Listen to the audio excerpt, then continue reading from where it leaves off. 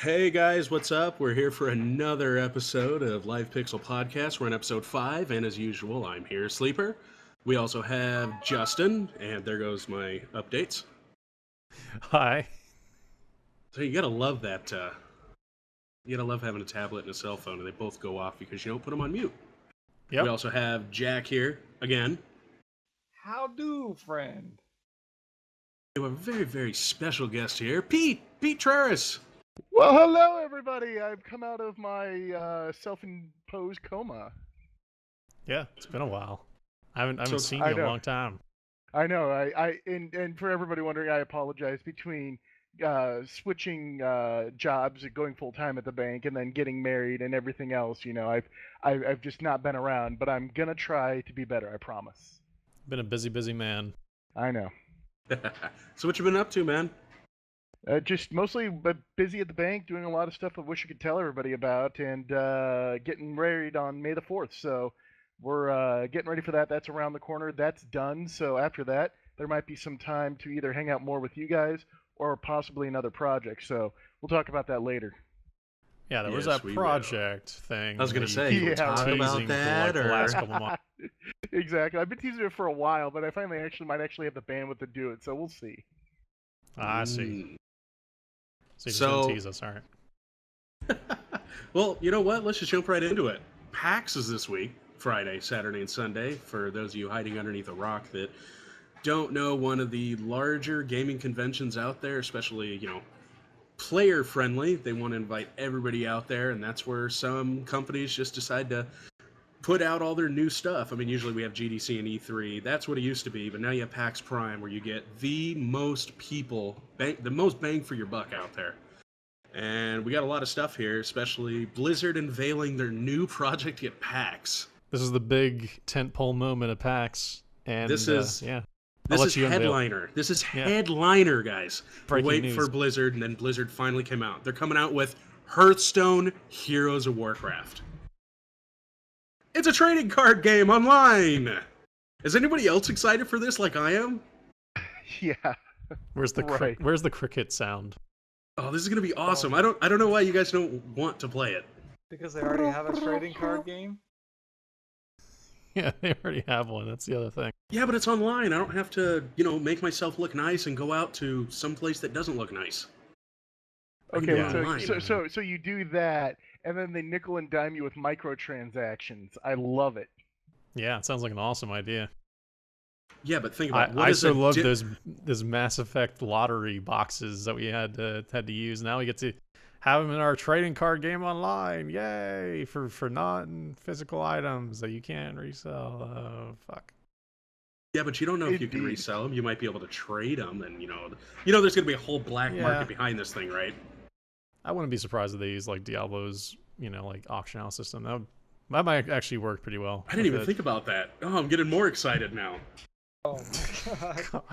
Yes. I mean, This seriously, is Sleeper's the awesome. only one. Sleeper's the only one that Sleeper is the excited only about one. this. Yeah. Yeah. Well, that's nice. I'm glad that I'll have nobody to play it with. Sleeper, this really sounds exciting as much as fishing out of a bucket in your backyard does. At least you're fishing. Yeah. Got my old fishing bucket. I just feel like Blizzard at this point is just trolling all of us, because at the end of the day, I mean, we've been waiting for Titan for how long? Like, they also got that Project Blackstone crap that has been on the web for a bit, and I expected something better or bigger from Blizzard on a PAX. Apparently not. I shouldn't, apparently. Instead, just wait for BlizzCon, I guess. See, that's what happens. You have your hopes way up here, up way above your head. When your hopes are coming from Blizzard that are so low, when they come out with something like this, you're like, sweet, a digital Pokemon trading card game. Well, if you want anything good from them, you have to go to BlizzCon, which costs it's pretty expensive. I'm not It's like gonna lie. 300 something bucks, isn't it? Rip off. It's a lot. not worth it. And honestly, Sleeper, I think that is the only convention in North America that has more neckbeards than both PAXs combined. Nice. Neckbeards. What's wrong with a neck beard? I'm not saying there's anything wrong with a neckbeard. I mean, I may rock one occasionally, but I'm just saying, per capita, there are more neckbeards at BlizzCon than any other convention in North America. I mean, seriously, I'm I don't know about you guys. I mean, this is like the first time that we've not really gone to PAX this year as people, and yeah, it's nice. I'm glad I'm not at PAX.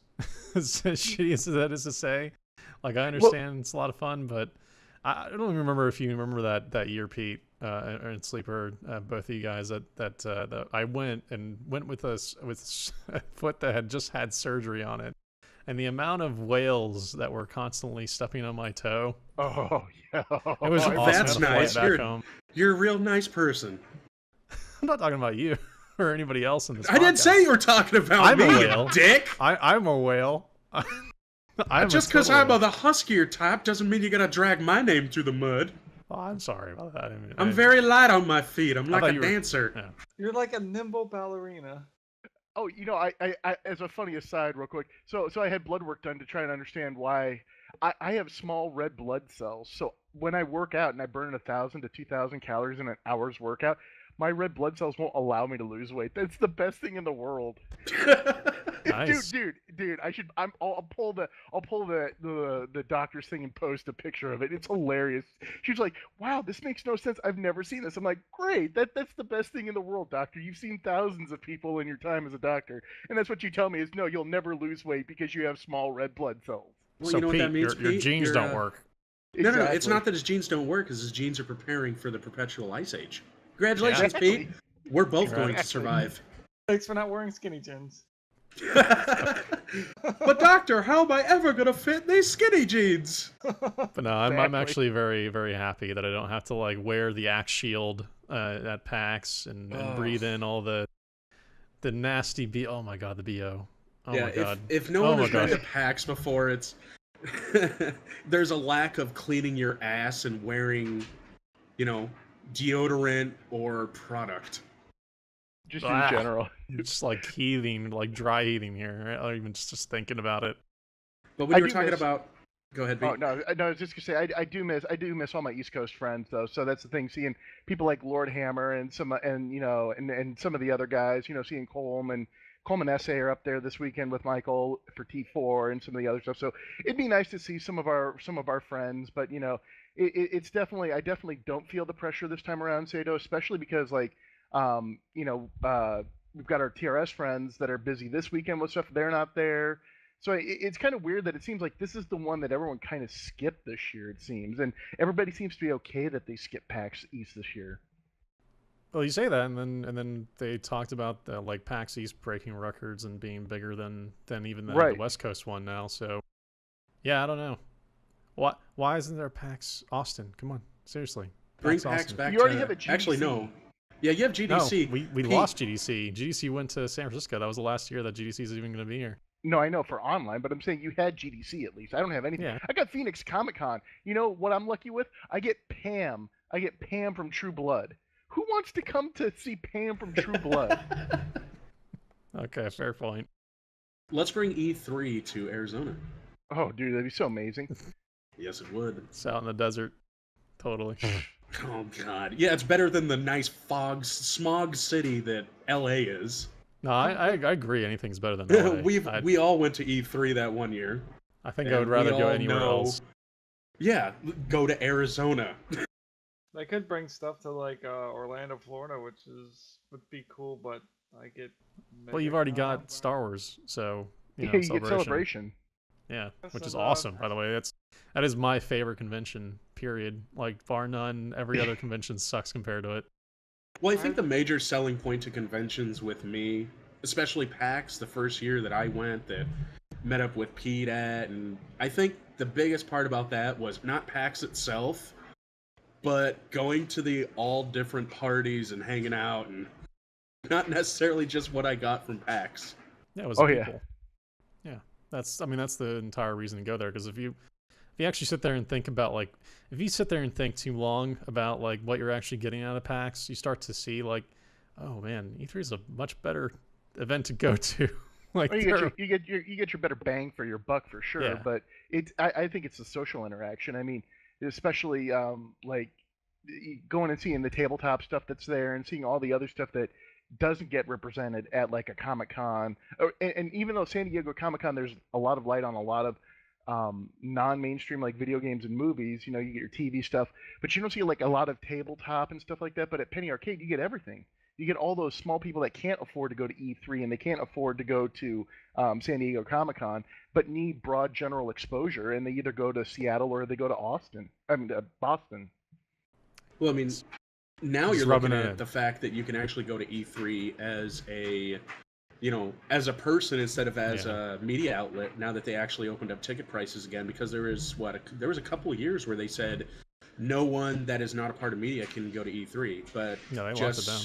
just the other year, 2 years ago, that they made it so you can go to E3. I mean, granted, you're going to be paying about $300 or so to go to E3, but what you get out of E3, you'll get a lot more out of E3 than you will out of going to PAX. Yeah, there's nothing like scheduling up a full day, like a full roster of games to go see, and being able to see every single one in a span of 6 hours or less.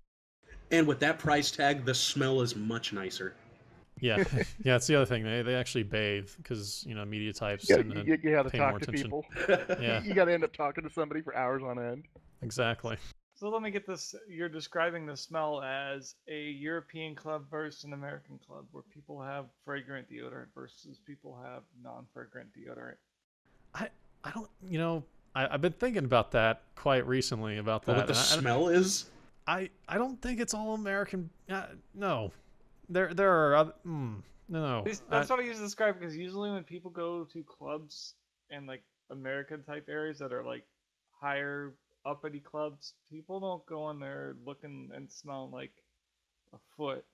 I don't know. I'm an adult. I don't go to clubs. I'm an adult, just human. working adult. I don't go to clubs. I was just using it as a description that people go there, usually smell good. Yeah, usually. So we're trying to say that people who go to E3 smell nice, and people who go to PAX don't. Yes. Yes. So Fair PAX enough. is like the bar, and E3 All right. is like the club. All right. Well, Oh, and Sleeper, you're wrong. E3 is $795. oh my jeez. Yeah. And if you That's a register lot. after the end of April, it's $1,000. And if you want to go to GC, you get ready to spend like $5,000. You want to go where? If you want to buy into GDC, it's something like Gamescom? No, GDC. GDC. Game Developers Game Conference. Yeah, it's like $3,000 starting or something like that. It's something absurd. I can't To remember go what to GDC? Yeah. Well, I guess never mind. That is stand back behind the velvet rope there, guys. Man, don't Well, they they wanna people know where our encourage- economy is right now? Yeah, Jeez. but this is primarily for game developers. It's not. Yeah, it is called Game Developers Conference, not here. Bring all your friends and. Yeah, I mean it's like all the booths are like all devoted to like engines and stuff. It doesn't interest the like average person. It's not like set up for a consumer facing focus. So it's there's not really a reason to go there as an attendee. Like if you're just a consumer. So that is always a lot of fun to get into those shows as a press, because there's really not a lot going on. You just get to like go to the talks, which are really interesting. Probably the most interesting talks out of all the conventions. I mean, even compared to PAX, I think they had probably the best talks out of the bunch. Yeah, I can agree with that. From a technical level, it's neat to like see. And when I went there, just this last year for the last one, we got to see a bunch of people talking about how they design like Star Wars: The Republic and a bunch of other games, and it was kind of neat to have them sort of drill down how their like server architecture works, and that stuff again like doesn't appeal to the broad, the person who just wants to play games, but it doesn't have to, and it's really good because of that. Yep. Yeah, this is the horrible transition. There's nothing I can go from. Let's talk about something that Sato and I have been deeply engaged with over the past week: Dark Souls and Monster Hunter. Not more the latter, but especially Dark Souls. How much time have you got into Dark Souls already, Sato? Oh, geez. I would have to like launch the game and check, but I checked your profile. Oh, you did? Well, you tell me, because You that'll got probably frighten me. 29 hours. I believe it. I've got a 32 lot. hours. And that's over like what? It's over 2 weeks, right? Is the amount of time that we spent on that? I think so, something like that. Yeah, it's been a long time. Yeah, Dark Souls has been a beast on the Live Pixel streams as of late. And that's primarily because of the fact that we've all really enjoyed it between myself and Sleeper. I'm surprised that there aren't more people, associated with us that are playing it. Cough, Cough, Pete, and Jack, and Ghost, and whoever else. Hey, I picked up War Z the other day to start playing with Sleeper and the guys, so I'm working towards this again. As bandwidth is being increased, I'm able to start doing some of this. I hear you. Yeah, it's an interesting game, and this is something that I wanted to bring up as well during the podcast. I know we've had a lot of time to sort of go into it and play it a bunch, but there's something about it. We talked about this. Sleeper expressed his frustrations about the way the style of the gameplay initially with Dark Souls, and the fact that you kind of have to commit to frames of animation instead of like American style games and Western style games where you are able to cancel frames of animation. Traditionally in fighting games and other combat focused games, this sort of, it makes you commit to the entire swing before you're able to do anything, which is something that Western RPGs have had in the opposite, the cancel animation stuff versus the Eastern side. So it's a difference in sort of style, and for the Japanese gamers, it's par for the course, and people kind of expect it. But for American style gamers, it just doesn't really seem to appeal to the average person. And even Sleeper had issues with it initially. There are some people out there, I don't know if it's a glitch or they're hacking the system, that they cancel animation. No, there are ways you can do it. They do have... Hold on. Do you hear it? Somebody opened my door. Can you hear it? Yeah. I hear it. Just wait. Just waiting for it. I think it stopped. Oh, okay. But anyhow, yeah, like I was saying, sorry about the interruption for the kitten. Everybody knows on the stream that there's a kitten that meows and fucking meows and meows. Yep. And then my door was closed. And it gets and the cat closer wasn't in and here, closer. And it gets and then all of a sudden it just goes to sleep. Anyhow, but yeah, there is a way you can cancel actions. I don't know how to do it. I've read that you can. I've read the way to do it. I just don't remember. But I think that makes the difficulty that much... Goddamn cat! It makes it that much more difficult in the game because you actually have to pay attention to what you're doing. The one thing I don't like is... It's a way for openings. That too, but the thing I don't like, though, is the queuing. Is it does queue. If I press roll 3 times, I will roll 3 times. Yeah, I can see that.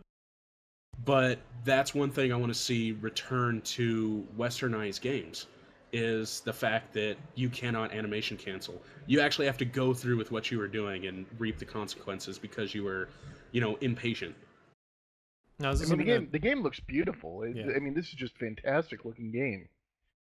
Yeah, it looks really amazing on the PC. It especially once you bump up the render quality of it, it definitely does still look incredibly good on a PC, on a rig that can actually support it. So is very immersive as well. That's what I absolutely love about that game, is it has the detail, it has the colors and everything, and it just makes you immerse that much more. Yeah, the environments are really good, really well set up. They kind of blend together as well. It's definitely a game about exploration and doing that in a sort of old style game and dying way. Yeah, dying it almost reminds me. It almost reminds me of like Metroid or the Metroidvania stuff, where you kind of have to come back to areas once you have certain things and kind of reapproach certain areas. As you sort of open up more and more areas along the way. Really kind of doesn't feel like any other game on the market today except for itself. So it's interesting that way. And as far as the canceling animation stuff is concerned, I've always been a proponent of canceling animations, being able to kind of get out of animations, but it's kind of refreshing for me as a person who didn't really play a lot of Japanese games like this, action games like this, where you have to commit to it. It's definitely feels like something entirely fresh and new, even though that I haven't really played something like it ever. Even though it's a tried and true thing in Japan. Like, people have really, this has been a thing that has gone on for quite some time. It's nothing new to the Japanese gamer, but for me, it's entirely new, and it's neat to kind of see a different sort of take on that style. Now, what But were you talking about Monster Hunter coming out? I know you were excited about Monster Hunter. well, I want to try out Monster Hunter. It's been again, it's another game like Dark Souls where you kind of have to commit to animations. It requires a lot of exploration and preparation to take down monsters, and kind of it's basically Dark Souls in a lot of ways, the way that it works. But it requires even more preparation and kind of making food and prepping your weapons, sharpening your weapons, stuff like that. To get further on. The person that really could talk that up a storm is Dover. You have to get Dover on because Yeah, he's the big Monster Hunter guy out of our group. yeah. I still remember him talking about it back at was it that LucasArts event way back that we went to. Well, yeah, because that was when that was on Wii, and that's when everybody's playing it. Now that they're getting ready to sunset those servers, they want people to start playing MH3 on Wii U.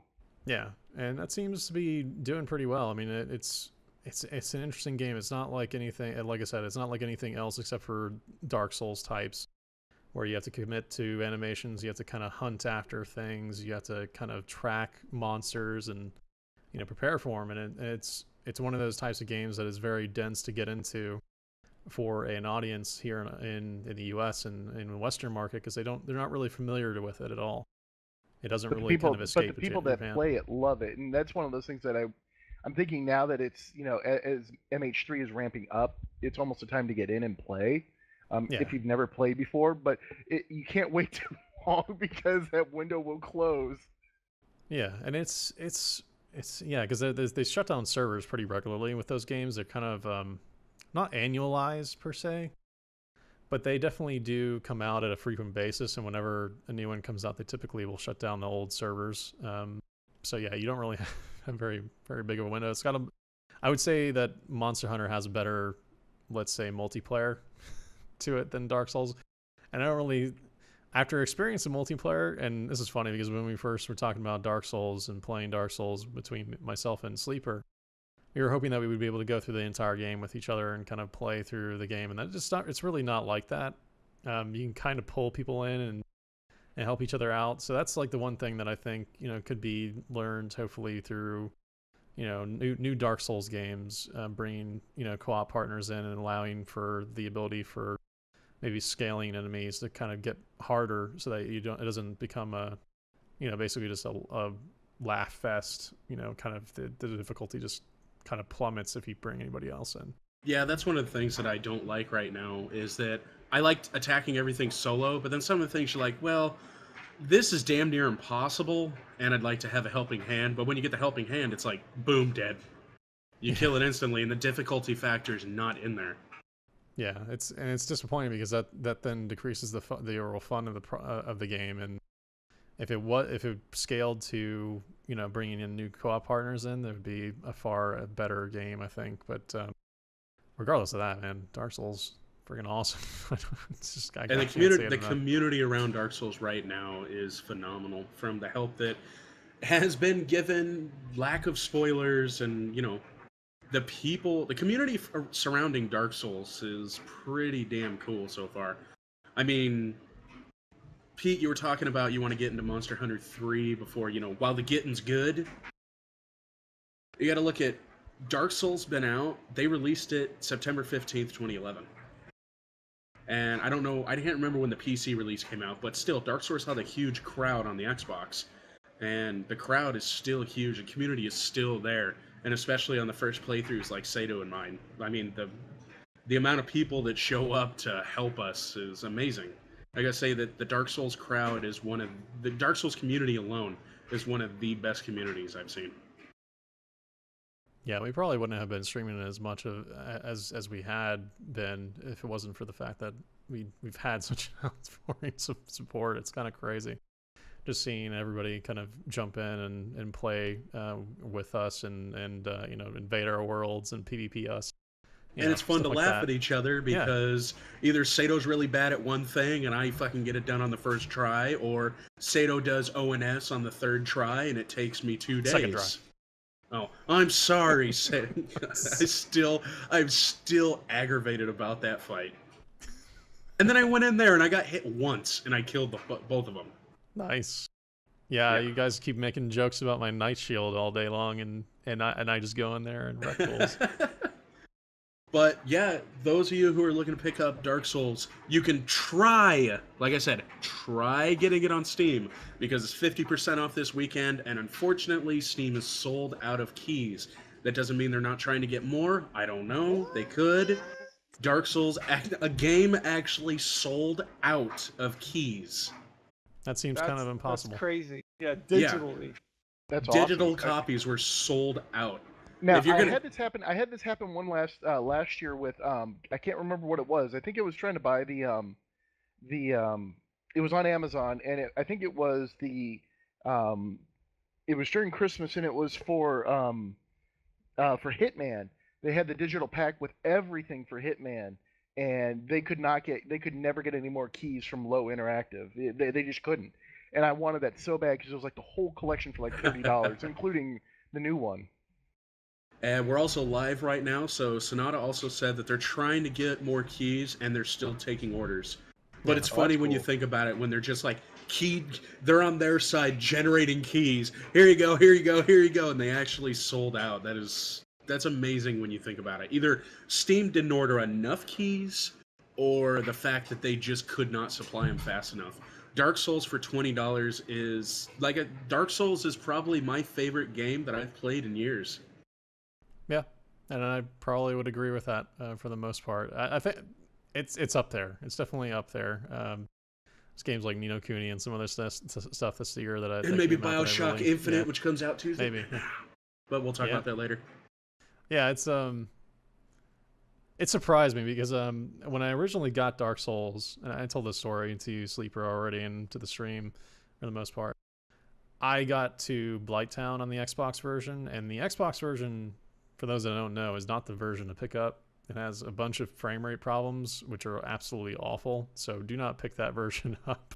Well, no, you got to kind of preface that it's also a port on the PC. Yeah. Which just you said it performs better. I understand that. It performs like dreams better. Like but I think it depends better. on what kind of hardware you have too. I have high-end hardware on my computer, and I get stuttering. Granted, I'm streaming, but I still get stuttering every now and then. If I don't stream, I don't get a single stutter in Dark Souls. In fact, it's like silky smooth. It's kind of nuts. I've never seen a game run as like hitch free as that game. When I'm not playing, when I'm not streaming, I literally will not see a single hitch or frame drop or anything. It's for me, it's been fantastic as I'm streaming. I think for me, I think I've only actually played maybe an hour and a half of the game without streaming it, so I don't really know how it plays without streaming it. Because it's at the point where I play games on my computer, I have to stream it or I won't play. Same here. Yeah, I was mainly just playing when you were streaming, so that was like the only time that I could have any downtime to try it out. But yeah, I picked it up on Xbox like earlier, 2 years ago or a year ago. I can't even remember when it actually came out. I think it was 2011. But either way, I picked it up then and got to Blighttown, and Blighttown had a bunch of issues with frame rate on the Xbox version and stopped. I stopped playing it completely because the frame rate was so awful that I could not even progress at all. And I didn't really even understand like how the game even played. So I think that's probably part of the issue with Dark Souls as a game, trying to pitch it to the average person, is it beats you over the head immediately once you get into the game, and unless you figure that stuff out, you're going to either do one or two things. You're either going to figure out how to get past it and figure out what the issues are to kind of defeat these bosses, or you're just going to get so frustrated that you're just going to stop playing immediately. And well, that's one of the things. Yeah. Sorry, I didn't mean to interrupt you, but what Sato's saying, exactly, that's true. When I was playing it, it does not show you anything. I threw my PlayStation remote. Remember because that first I got Black frustrated. Knight? Yeah, I look at that now and I'm like, and you're was like, I just stupid? Exactly. I'm like, these things are the easiest things to kill, and it took me so long to kill him. Was death after death after death. What, Jack? Is that the most current rage? No. I think ONS was the most current rage, where I actually made my 27-inch monitor flicker because I threw my PlayStation remote. Well, you threw your You threw your headset down and you walked away, and me. No, and no, I Sato did were not like, throw my headset down. This thing, no, I will never throw my headset. I don't know. You were like, you were It's too gone, much and me funny. and Sato were like, did he just rage again? Oh yeah, that was when I was doing ONS, and I kept getting really. Yeah, I get It takes a lot to get me frustrated when I play games. Dark Souls does that because Minus trials. No, not Trials. Trials doesn't. I had a specific boss last night that, even with knowing how the game plays last night, just it hit me at the right time. I was like, I'm gonna Which nearly boss? rage quit. I don't want to spoil it for you. It's a DLC So I'm not even boss. there yet. It's a DLC boss. Son of a it's bitch. Way far. All right, Yeah, but yeah. Dark It's a fun Souls. game. Dark Souls, if you don't have it, I mean, yeah, we talked about it last week as well. Dark Souls is very worth picking up, especially for the $20 price tag right now. I feel like I'm a complete idiot for waiting this long to pick it up. Again, Dark Souls is one of the most fun games I've played in a very long time. Definitely. And because it's challenging. That's why, Yeah. because it's a challenge. Yeah, and it requires a lot of thought in what you do. So it's not just one of these games you can just sort of button mash as well. I mean, it's not like figure out how to beat the bosses, and from there it just sort of gets even more so. Like there's even the PvP stuff that we haven't even touched gotten yet. into. Like we haven't gone into invading people's worlds and maximizing builds and stuff like that. It just like it seems like every single time I think that Dark Souls is kind of over, or at least is shown its last thing to surprise me, there's something else around the corner to kind of make it have even more content there that I just didn't even see. Granted, you probably won't get as frustrated with Dark Souls as you'll get as frustrated with SimCity. So they give you... Dark Souls won't give you a coupon for a new game. SimCity will. Yeah. What'd you get, Sato? I got Need for Speed. So did I. Yeah. Pete, did you get Oh. SimCity? I don't remember. Oh yeah, no, and I'm almost done with my dispute with PayPal for it. Oh, so that's right. I'll actually end up getting my money back and still keep the game and keep Dead Space 3, which I took. And I And do I believe Nice. Space Jack. 3 as well. Hopefully your Great account game. won't get Great banned. game, by the way. Dead Space 3, awesome. Great choice. I will buy Dead Space 1 and Dead Space 2 for the $20 combined. Play through those and play Dead Space 3. Nice. Yeah, so me and Sleeper picked up Need for Speed. That has been something that I played a little bit of it. I know Sleeper hasn't had a chance to actually get into it yet, right, Sleeper? I actually just finished downloading it. I'm trying to figure out, because you and I both want to play co-op, maybe. Yeah, I really want to play the multiplayer But in that. how That's like the whole fair is reason it to going to play. be if because I have to use my Momo. Yeah, so use your Momo. I will, but it might not be as easy. See, now this is It what will be hard. really It will interests still be hard. This is what interests me because I love racing games, and Yep. I always play them on Xbox.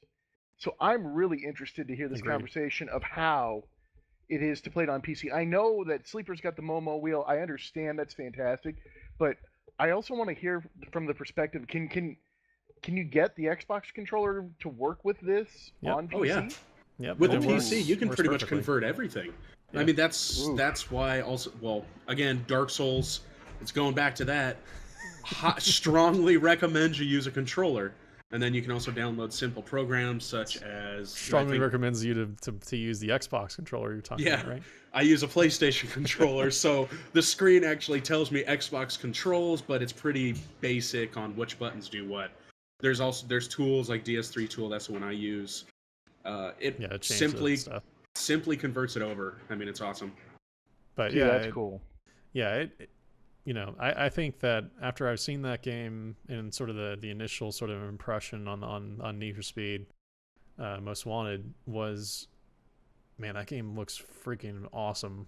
It looks really good on a rig that can actually play it. I mean, it is probably one of the prettiest games I've seen to date, like if not the prettiest. And I would even compare it to Far Cry 3.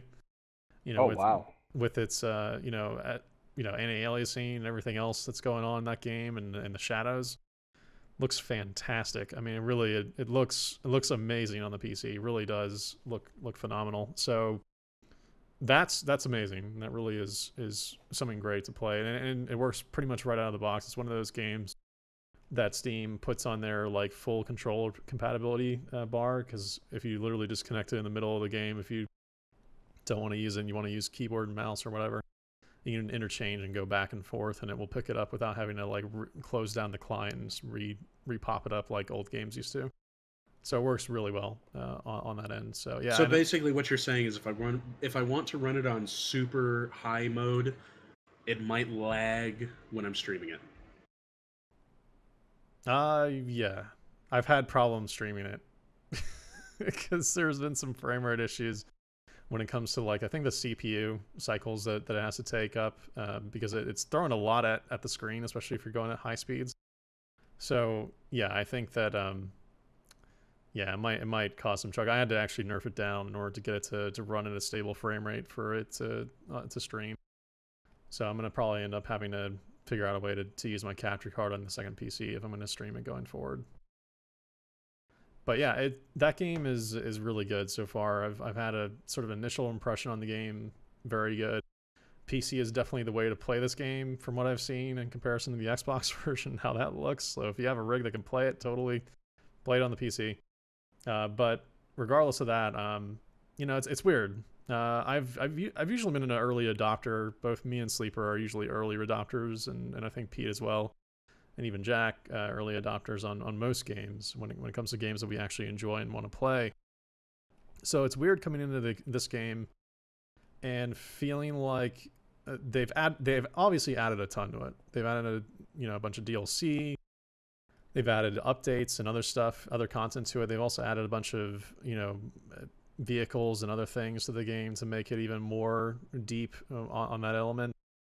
But it's weird coming into it this late in the game and coming into it after the fact of when it released. And I'll tell you exactly why it feels weird, because it feels like everything in this game. It seems like almost every other car, if not more than every other car, if not like 90% of the cars that I'm coming across in the world, because you have to come across cars in the world to unlock new ones.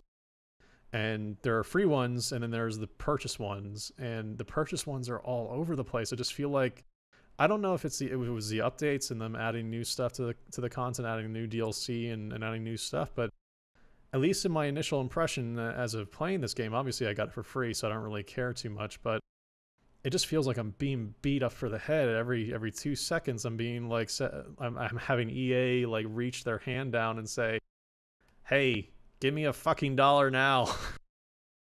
Every 2 seconds I'm going to like new areas and they're hitting me up for money every 2 seconds. It just doesn't feel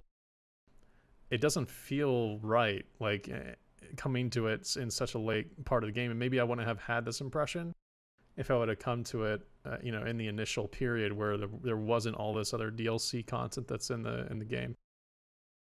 See, now that's one of those things that I've always liked about Microsoft with Forza, and I'm almost done playing the new Forza. That's more like the Need for Speed, where you unlock areas and it has a linear story instead of just track racing like Forza 3. It's the Forza Horizon story. I actually really liked it, and I was like, if Microsoft can apply what they're learning with Forza and do a story every other year, so it uses the new engine every other year, I think they have it nailed down, because their DLC stuff wasn't so in your face. I mean, it was like, oh, hey, there's a new pack available, and you get like a little flash on the screen, and that's it. There was never like, oh, hey, it wasn't a part of the world.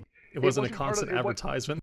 Exactly. It was in your message screen, and like but that was buried in a menu, and it's like, oh, hey, if you want more cars or you want to do this and this, buy this. But it wasn't like, as soon as an Aston Martin DBS drives by and says, hey, you want this? It's DLC. Yeah, it's like you slow down fast enough to like hunt for this car that's in the area, because you have to like listen for the sound of the car, because it has on a radio, and that's actually how you find the cars in the world to actually drive. So it has that, and you'll like run around, have to try to find it and look inside of it. It's kind of a neat sort of looking for like an exploration mechanic inside of this world, and that's perfectly fine. But the problem comes when you finally find it and you run around, you can kind of go and find it, and then all of a sudden, oh, it's a for pay car. Okay, great. That wasn't worth my time. All right, I just feel like I just wasted time. I feel like I've been hit up for money. I don't feel like I'm getting my money's worth now. Every time I come across these cars, it's just, I don't know. And maybe it's just because of it being so prevalent in the world instead of it being as part of, like you said, Pete, a package or part of a season pass. It just doesn't. It seems like at every chance they get, EA is constantly telling me to buy this or asking me for $1 here, $1 there. It's just kind of weird. So you're trying to say it's like one big ad? Yeah, it doesn't a feel beautiful ad. Yeah, and it's maybe that's perfectly fine. Maybe it works for them, but as a person coming in this game so late, it just feels like everything is a for pay thing. Like it feels like everything that I'm seeing right now is just something that they want money for above the cost of the game that I've already purchased. So I don't know. Sleeper will probably have even more problems with once he gets to the game. We'll see. But I do kind of want to play it. What do you guys think of these season passes that seem so prevalent these days? This is going to be that second part of this talk. EA. Well, actually, it's going to be It's going to be leading up into the next conversation as well. Being did BioShock we do that last Infinite. podcast? I believe we talk about situations like that. Yeah, we did a little bit, but that was before I got sad about the current situation Sato and I are both in. Okay. Yeah. Basically, the season passes are nice because it pretty much gives looking at it from my point of view is not the same as Sato's, Pete's, or Jack's, but I like the fact that, if you give them, some money now, it actually gives them more money for their budget when it comes to producing the DLC. Granted, there's also the case that this DLC might not be what you were expecting it to be. It might not be as good as you thought it was going to be. That's not the case for Borderlands 2, in my opinion. The Borderlands 2 DLC has been well worth the $20 or something, which was awesome. Yeah. But the thing that I don't like about some of these season passes now are when you buy the game and it says that there's going to be DLC ready the day of. Yeah, it's like the season pass buy now to pre-order this stuff, and we'll maybe get to it. And in the case of recently Colonial Aliens Marines, which is amazing. Yeah, by the way, that game's really great. It's fantastic. Hear the sarcastic meteor. So they're getting their new DLC, but in the case of that one, no one really knew if they were actually going to get to any sort of DLC going forward or how long these periods are going to be, and that's not really conveyed very well, I think, in the season pass stuff. I know that we want to give developers the cash that we can trust, but for developers that we don't really trust, why should we? Didn't Borderlands 2 actually give you a timetable, though, as well? I think Borderlands 2 said that we will come out with 4 DLCs between now on purchase and, May. Yeah, they were really upfront about it, but they also were selling it immediately as well when the game first released. I don't even think the first one hit for 3 months. Yeah, it was a while, and I don't know. Pete? I was gonna say the only people that I know that have been bigger about selling the season pass is EA with Battlefield, but at least they were honest about it. They never really set a timetable, but they set a definitive table where they called out, and that was a nice thing they did at E3. When they announced BF3, was they said, here are the 4 or 5 packages we're doing, and this is what you can expect. And I like 2K in the sense that I trust them. I trust if I buy a season pass from 2K, I'm not only going to get great content, but they're actually going to deliver on it. I have no worries that my dollars are going spent in the right direction. So yeah. I'm somewhere in the middle where it's like, if I really trust the developer and the brand, I don't think I have a problem buying a season pass. And speaking of season passes, I did buy it for Forza Horizon, and I got all the content, and that was fantastic because it's like they've got 10 things. They release 1 pack a month, and it's it's like 4 or 5 cars that you have to still then buy in game, but I thought it was worth the money. I loved it because it was like all of a sudden I have a reason to go back into the game. Now there's more cars, there's new events. I really like that idea, but I know you don't always get the best bang for your buck with a season pass because it's kind of like throwing another 20 in the coffer, and it says, well, now we've made this much more, we can kind of rest on our laurels. Yeah, I mean, there have been also games recently in the THQ situation, like Nextdoor, that have had their servers literally just shut off. Like a game that just literally got released not too very long ago is now shut off. And in those cases, what kind of recourse do you have as a consumer? You have no recourse. You're just totally screwed out of your money in those cases. Obviously, that doesn't. That's exceptional cases, but check. I'm sorry, TA2. THQ. Exactly. Yeah. Exactly. THQ. Yeah, I know. But I'm just saying, like, it's good when the developer that you trust does the season pass stuff. But I worry that we're gonna have some company out there that's gonna do the season passes and they're gonna do it so horribly, or go under and be unable to produce the content that they were promising people. Yeah, I worry about that stuff, to be honest. I worry about putting so much stock into this stuff, and like you said, Pete, the EA stuff was perfectly fine with Battlefield 3, but at the same time, like they did a horrible marketing campaign for that. I remember absolutely. talking to you about it. I don't disagree that it was absolutely horrible and one of the very few things, but they actually, believe it or not, EA actually delivered it. Yeah. Which is weird because like horrible marketing, horrible everything in the middle, but you know what? The value that you're getting. Exactly. like but they deliver. It's the very few times we'll ever all agree as a group that EA actually did something right. They delivered on something. Yeah. Now the message may have sucked and the delivery may have sucked, but they actually got the content to the players. Yeah, there's something so EA about the way that they delivered that, though. It was incredible. I mean, I don't know, the value that you're getting. Look at all this stuff. It's valued at like $9.99. It was like, exactly. early morning infomercial type stuff. Even your grandmother will want to buy this. It's awful. Well, they've advertised, like, I played, what was it, Most Wanted on Xbox, and I was like, you know what? It's going to take me forever to get that Bugatti Veyron, and I went and got Microsoft points to get it, and it was well worth it. It was well worth it. That car is awesome. Oh yeah, I've driven one in real life. Yeah, and that's perfectly fine. Those methods of, like, easing the transition for people who don't really have a lot of time to kind of quest up, that's perfectly fine. I don't have a problem with that, as long as it doesn't apply to any sort of multiplayer progression. That's the only sort of problem that I have. But, would you be, regarding the DLCs and the season passes, would you feel more comfortable, like, let's go and switch over to BioShock, which I definitely want to talk about. Man. Oh man. The main thing that really irritated me, that made me sad about BioShock, was the fact that they said that there's going to be day one DLC. I'm sorry, but if your company's doing day one DLC, that means you're essentially fucking the customer out of content that you already have ready, and you could have released that game earlier. Oh yeah, for sure, 100%. There's a lot of time, though, that goes into, like, the production, the manufacturing of discs to get into retail stores, that sort of, and then on top of that, the Microsoft and PlayStation cert.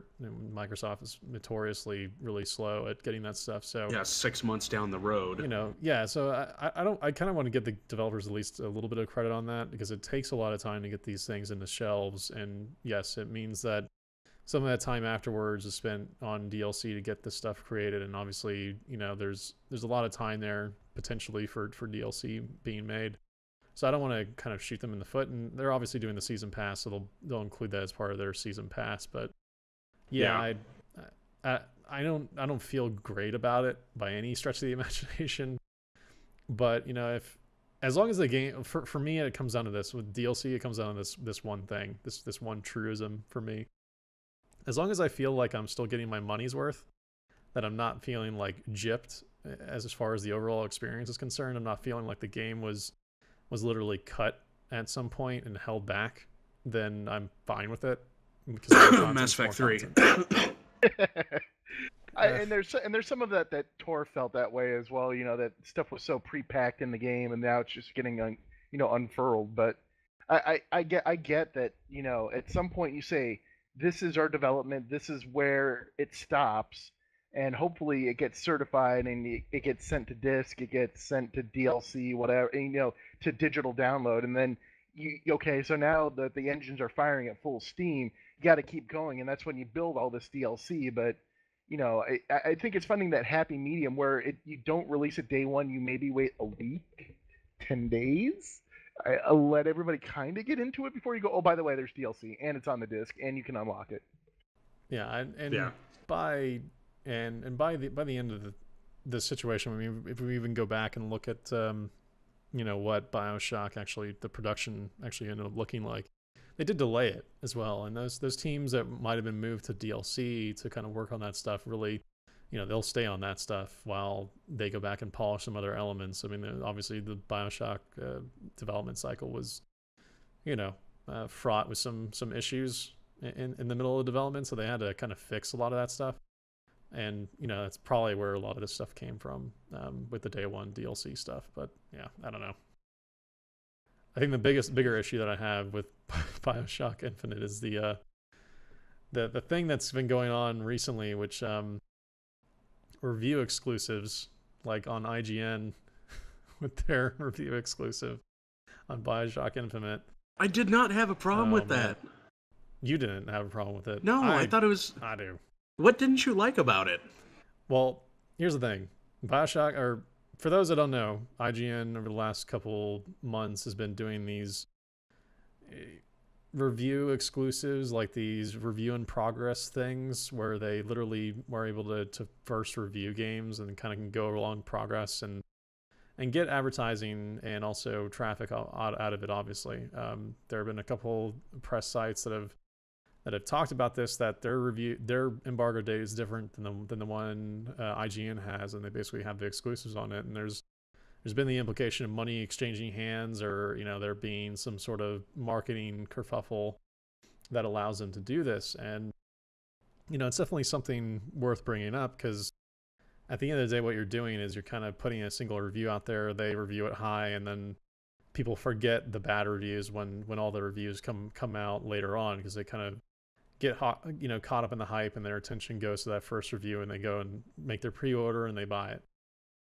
So in this case, you don't really have a lot of other reviews to kind of judge the overall product of the game. And Kotaku and a couple other places have recently sort of kind of tested the waters with how their review copies coming in the future, because they kind of talked a lot about the fact that they thought it was pretty disgusting, the fact that they're allowed these exclusive reviews that allow them to unfortunately, you also got to look into the fact that don't you think the other companies could be jaded and purposely start bashing some of the reviews, or bashing their review itself, and destroying some of the the game's credibility because of that?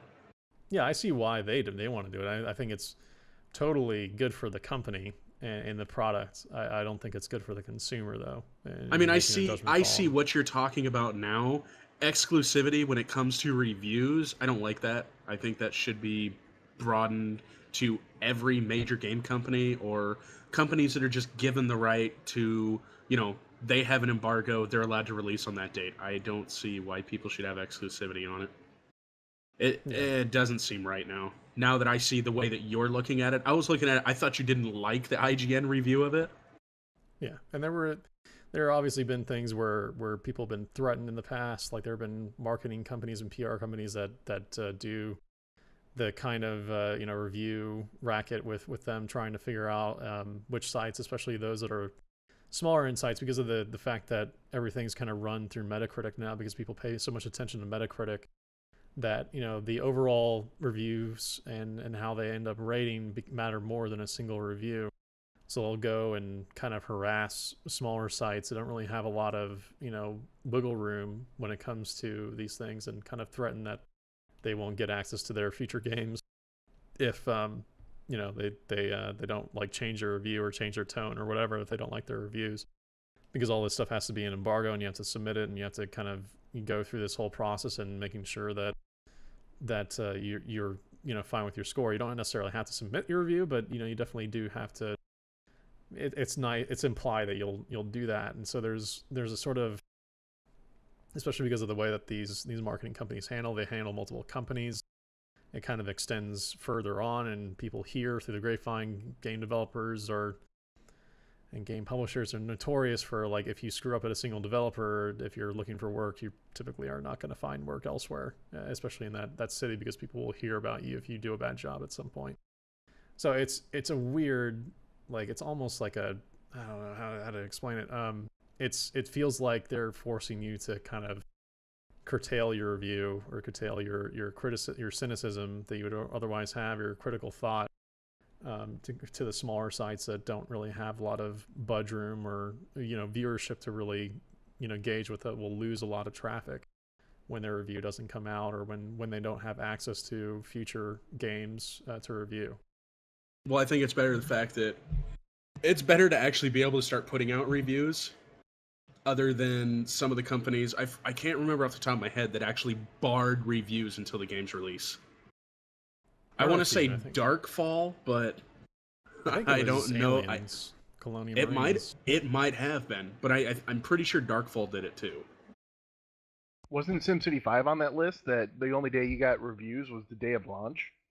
No, I'm pretty sure that the Polygon's review was up at like a couple days before. Oh, you mean Polygon's 9? There's a prime example. Polygon's 9.5 down to a 2.5. Yeah, exactly.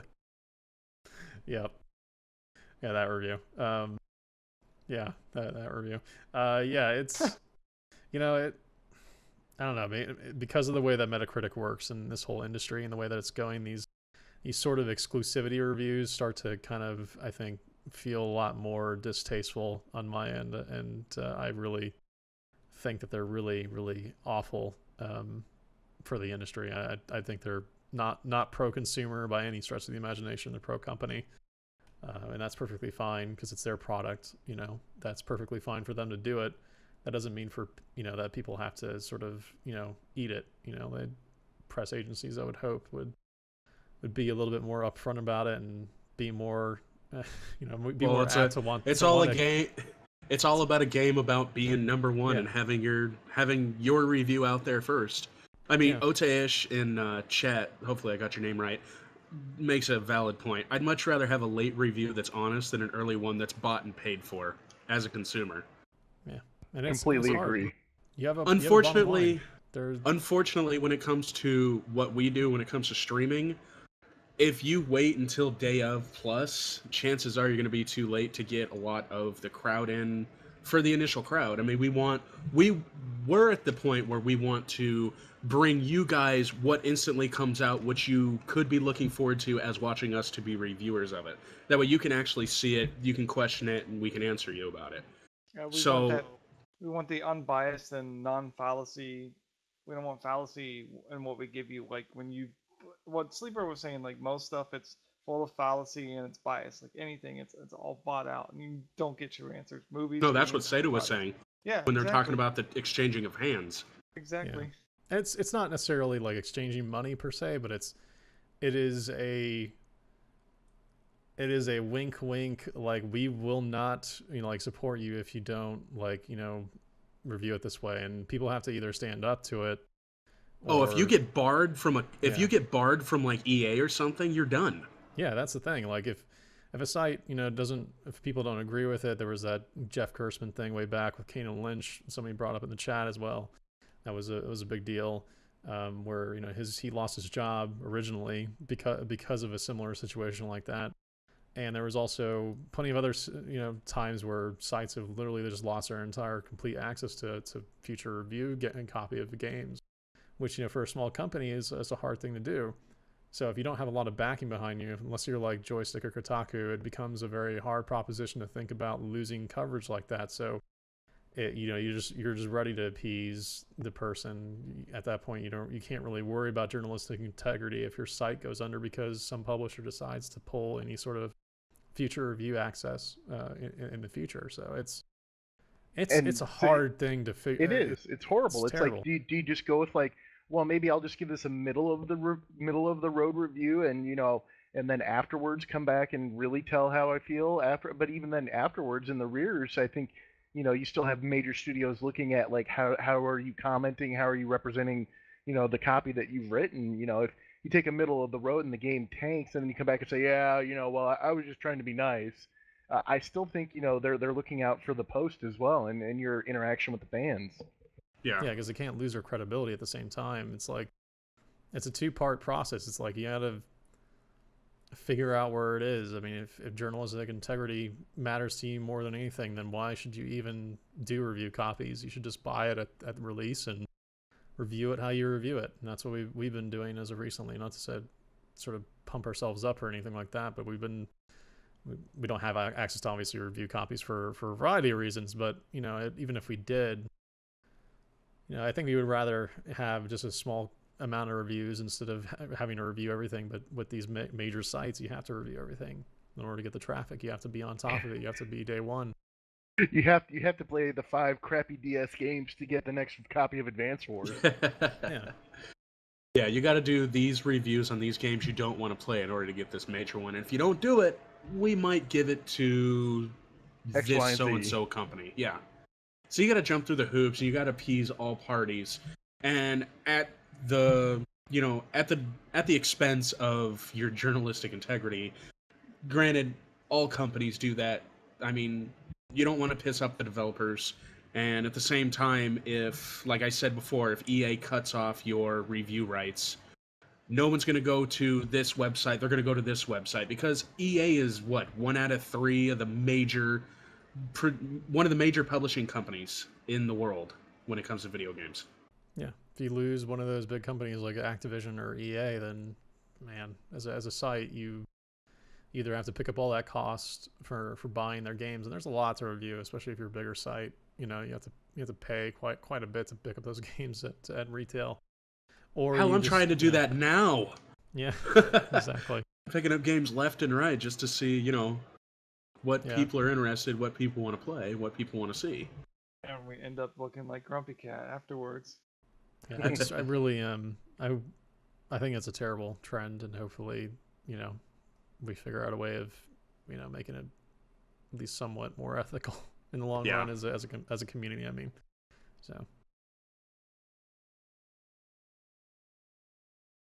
but to get rid of some of this dead air. Exactly. Boy, on this down note. Hello. Yeah, it's like we all got our heads. Sato, I believe you are deeply interested in something called Transistor. Wait. We have the supposed analyst that says... Oh, I'm sorry. Yes. The that joke. Of this. Do we want to talk about that real quick? Yeah, let's talk about that really quick. Sorry. Yeah. So somebody a supposed quote analyst quote says BioShock Infinite to cost upwards of $200 million. And simply to rebuttal, Ken Levine says, "Did someone send the checks to the wrong address?" I mean, like, seriously, to think about it, like, I could expect that to be, their budget for next gen development, and that's like amortized over like the next 2 years to get ready for all the next gen consoles. But I can't expect this game. I mean, this game's going to sell 5 million copies probably. I mean, I'm going to say between 3 and 5 million copies, and that's going to be fair over the lifetime of the game, which will easily eclipse that. But I don't see a game like this, and I've never played any of the BioShock ones. I can't guess this cost 200 million. That's insane. No. Yeah. Yeah. There's no way it costs 200 million total to make and do the marketing for it. Though I will say though that the marketing budgets have kind of outstripped, and this is part of this article that they spent. The claim was that they spent $100 million on development and another $100 million on marketing. In the days where marketing's expensive, but there's no way that's $100 million in marketing. The commercial looks fantastic. It outstrips the cost of the games to make, obviously, but it's no, no, there's no way. Anyways, so Transistor, going to that, reveal trailer came out this last week. I have been a huge fan of Supergiant Games for quite some time, since they produced Bastion. Bastion was one of my favorite games ever made, and really is a great game. People should play it. If you haven't had a chance to play it, it's free on Chrome of all things. You can go and just download it on Chrome and play it from the App Store. Beautiful game. Yeah, really great. Fantastic. The trailer for this game looks even more amazing. This is one of those ones that, like, this proves that there's still a developer, small studios out there like Banner Saga and and these guys and Giant and Till Giant and some of the others that these guys still just they really make games to make games. Yeah, and they apparently are self-publishing this one. Last time they did a partnership with WB Games. This time they're totally self-publishing. It looks like there's no sort of publisher advertisement in there. From all we've been able to sort of discern, they're going to basically just publish this on their own, I assume, through Steam and downloadable content, which is great because it'll just go to them. I could do that. I could completely get behind them doing this through Steam. Steam's going to keep a small percentage because they got to keep their own, and they're delivering the content and keep buying small content. And I could see this happening and this really being the future. That they don't even need people like Warner Brothers and Square and these other people to help push the content out there. They go straight to Steam. They build their community around it, and I can just see these small studios just doing better than EA and everybody else. Yeah, I'm really excited for it. So whatever those guys produce, I think I'll be there day one regardless. That, and they're not pushing their product for the what is now $60 price tag to what is going to be a $70 price tag. Yeah. I think at this point, when it comes down to games, everyone's tired of paying $60 for crap when they can buy an indie title that'll last just as long for $20, $10. Why don't you go buy The Walking Dead Survival Instinct? I hear Merle and Durrell's a really great game. I did not buy it. I know, I saw some of it. I have huge problems. I love the TV series. Disclaimer, I love the comic books more, and it's one of those things that the brothers do not exist in the comic book. Spoiler alert! Yeah. So I will not be... Don't do it, Pete! Don't do it! Wait, Merle does, right? I was pretty sure... Okay. No, neither of they're both created for TV. Okay. There's a lot of characteristics of some of the other people later on that definitely bring Daryl, that are like Daryl and Merle, but they're not in the comic books. They're made for TV. But it's funny too because and we didn't talk about it last week, and I'm glad we kind of talked about it here. Man, those advertisements for that game looked awful. The Merle and Daryl trailer, everybody should look up if you want to laugh at terrible marketing games.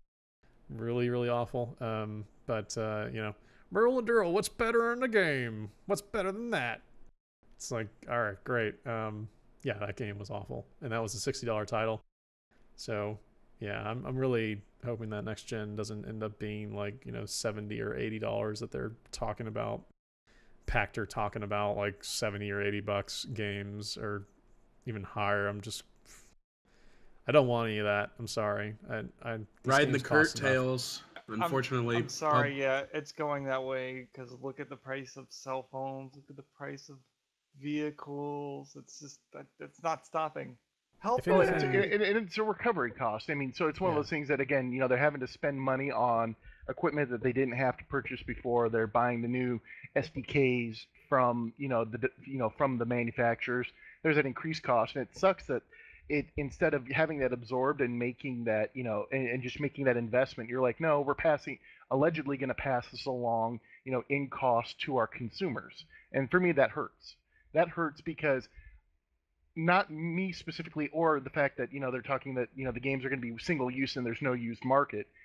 It's everybody. It's the people that It's just that it's $10 more now, and then $10 more later. That just kills me. You want to get that extra $10 out of me for $70 per game? Next gen consoles and further down the line now PCs should start using that NVIDIA technology that has that face rendering, because that is fucking amazing. I don't know, man. For me, these next gen consoles, as of late, I mean, yes, I was really excited about what Sony showed. We talked a lot about that in prior weeks' podcasts. But for me, I couldn't be less excited about picking up a new console, and that's not where I need to be. Maybe Microsoft will kind of show something really, really impressive. But when this last generation started, in the beginning, we didn't really have a lot of PC ports. We didn't really get very many. We had more exclusive titles in the beginning.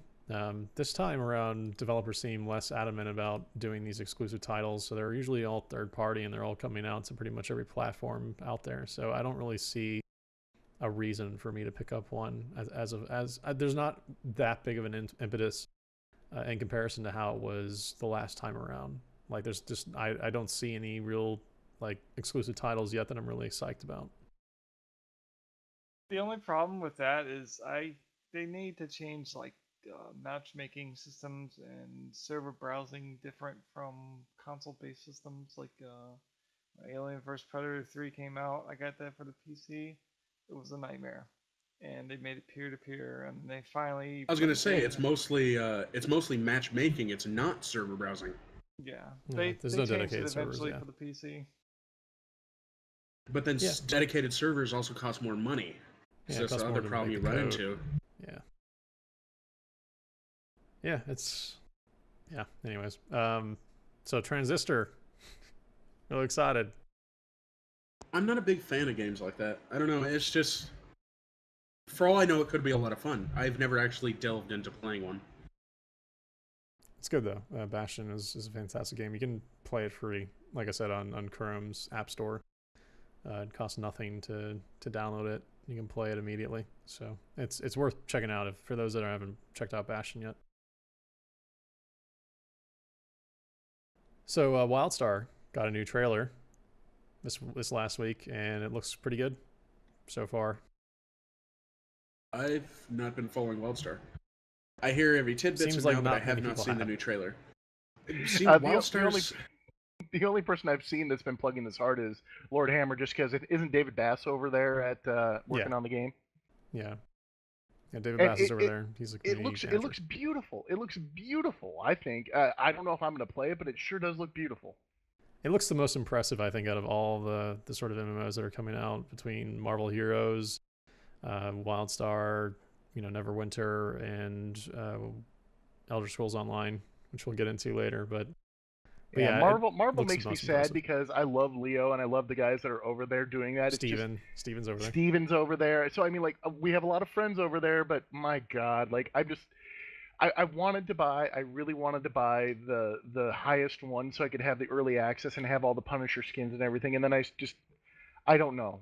I'm really Raccoon, come on. I know.